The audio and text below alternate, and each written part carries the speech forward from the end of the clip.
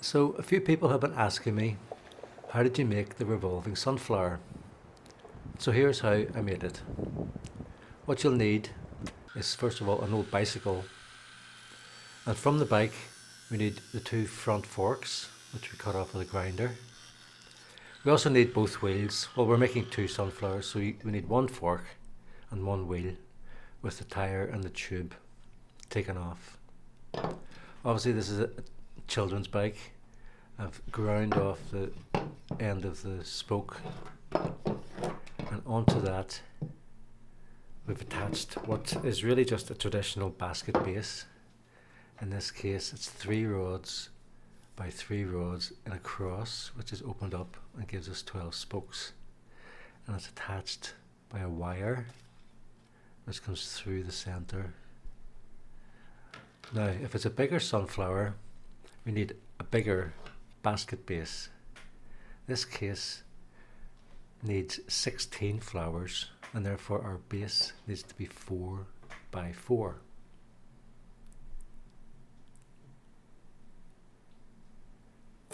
So to make a 4 by 4 cross, we have to pierce 4 base sticks, some pointy,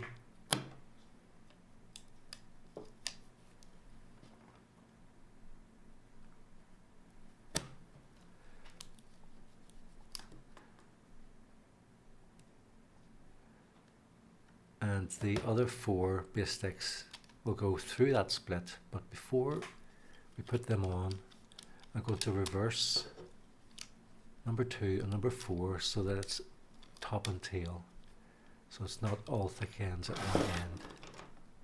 And we do the same pattern when we insert our other 4 rods. So 2 thick ends go in and 2 thin ends go in to alternate.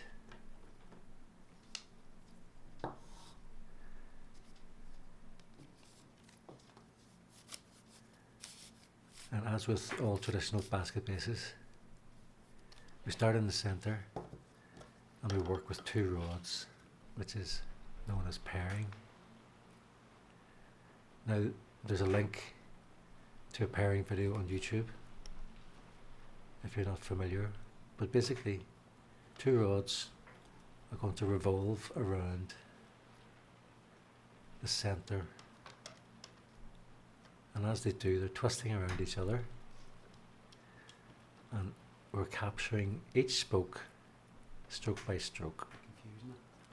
So this is a fiddly job when the frame is so big, so take our time. We need to separate our base sticks out to form a small grid. Just work your way around the 4 sides and then continue weaving with your pairing to create a huge disc, and this will give you 16 spokes.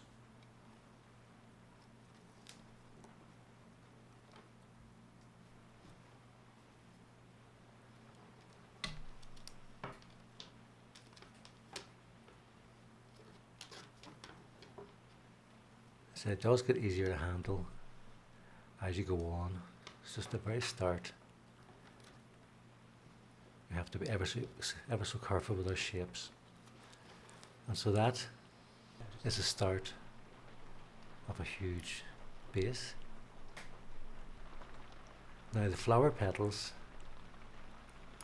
I use a wire frame and I make all the petals beforehand so they're all the same size as each other. I clamp it in the vise and I add a central spine, and then with fine rods we're weaving behind and front behind, and then the next row is in front behind and front, and bit by bit we'll be working our way up the spine of the leaf.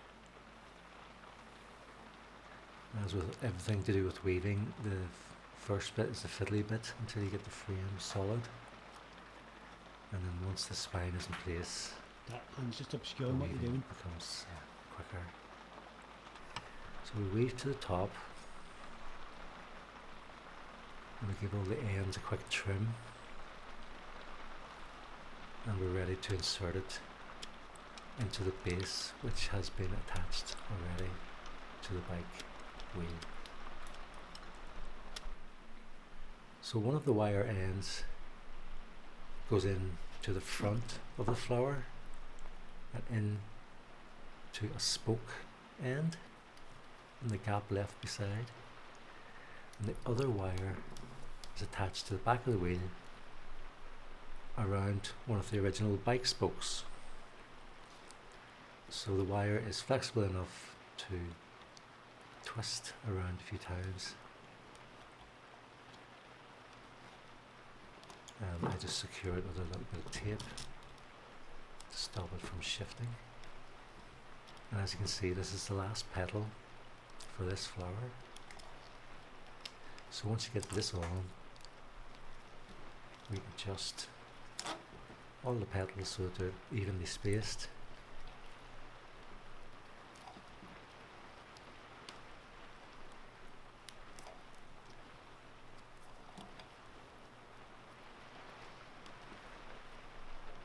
And then this flower is ready to fly.